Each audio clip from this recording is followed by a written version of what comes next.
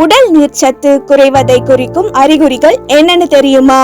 நம்மளோட உடம்புக்கு தண்ணீர் தான் அடிப்படையான ஒன்று. நம்ம தண்ணீரோட தேவையை யோசிக்காம தாகம் வந்த நேரத்துல தான் நம்மள பல பேர் தண்ணி குடிக்கிறோம். நம்ம உடம்புல 65% தண்ணீர் தான் நிரம்பி இருக்கு.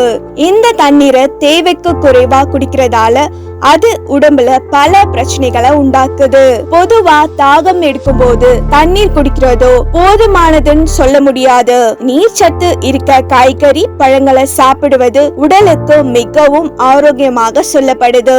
தினமும் 2 லிட்டர் தண்ணி குடிக்கணும் சொல்ல முடியாது.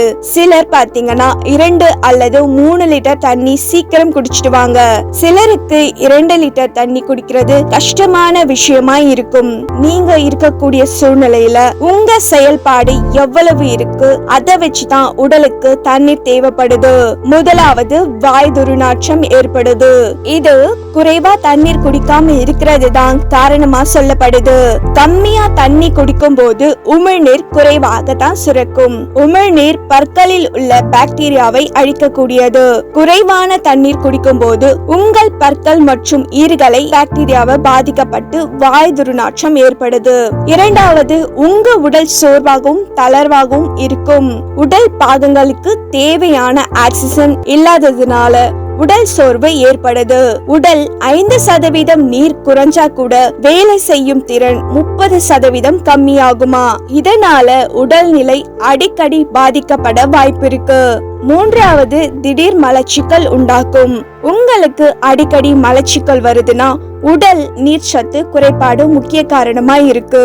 மலச்சிக்கல் பிரச்சனை இருக்கவங்க உடலுக்கு தேவையான தண்ணீர் குடிக்க ஆரம்பிங்க.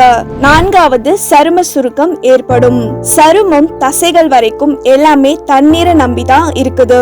குறைவான நீர்ச்சத்து உடம்புல தோல் சுருக்கம் போன்ற பிரச்சனை வர வாய்ப்பு இருக்கு. அது மட்டும் இல்லாம சிறுநீரகம் பாதிப்பு ஏற்படக்கூட வாய்ப்பு இருக்கு. போதுமான தண்ணீர் குடிக்காம இருக்கிறது உடல் நலத்தை மட்டும் இல்லாம மனநலத்தையும் பாதிக்குது. இந்த வீடியோ பயனுள்ளதா இருந்தா ஒரு லைக் பண்ணுங்க. நம்பர் 1 ஹெல்த் டிப்ஸ்க்கு ஃபைண்ட் ஹெல்த் சேனலை சப்ஸ்கிரைப் பண்ணுங்க.